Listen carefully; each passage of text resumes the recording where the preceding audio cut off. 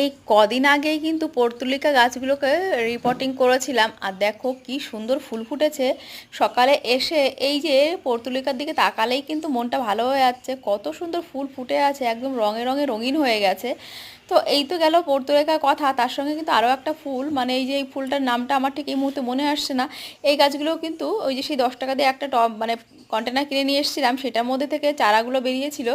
মানে বীজ থেকে চারা তৈরি করেছি, আর সেটা কিন্তু ফুলের কুঁড়িও এসে গেছে চারাগুলোতে। তো দেখো এখানে নয়নতারাটাও হয়েছে। আর এই যে অসময়ে এই যে দেখছো শিম গাছটা, এটা কিন্তু আমার বাগানে যে শিম হয়েছিল তার থেকে বীজ রাখলাম, আর একটা বীজ এই যেখানে পড়ে চারা গজিয়েছে। তো এই স্যাকুলেন্টটাকে একটু সরিয়ে নিয়ে যাচ্ছি, এটা কিন্তু দেখতে বেশ লাগে। তো এটাকে সুন্দর করে একটুখানি মানে সাপোর্ট দিতে হবে, গাছটা বেশ বড় সড়ো হয়ে গেছে। তো তো একটু সাপোর্ট দিতে হবে, একটা শেডে রাখছে এটাকে, কারণ প্রচণ্ড রোদ্দুর। তো দেখো এখানে কিন্তু আমার বকফুল গাছটার সঙ্গে এই যে দেখছো উচ্ছে গাছটা, এটা কিন্তু ইঁদুরে খেয়ে দিয়েছে, মানে ইঁদুরে গোড়া খুঁড়ে দিয়েছে, মাটি খুঁড়ে দিয়ে এরকম গাছটাকে মেরে ফেলেছে।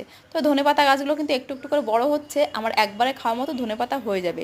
আর নিচেও কিন্তু ধনেপাতা লাগিয়েছি, তোমাদের সঙ্গে শেয়ার করব। আর এই যে দেখো কুঞ্জলতাতে কত সুন্দর ফুল ফুটছে। এই লতাটা কিন্তু এখানে দেখছো এই যে এসির মেশিনের এই সাপোর্টের শেডে এখানে মানে লাগিয়েছি, এটা সুন্দর করে বেড়ে উঠবে, আর দেখতে অনেকটা সুন্দর লাগবে। কত সুন্দর লাগছে এখনই দেখো।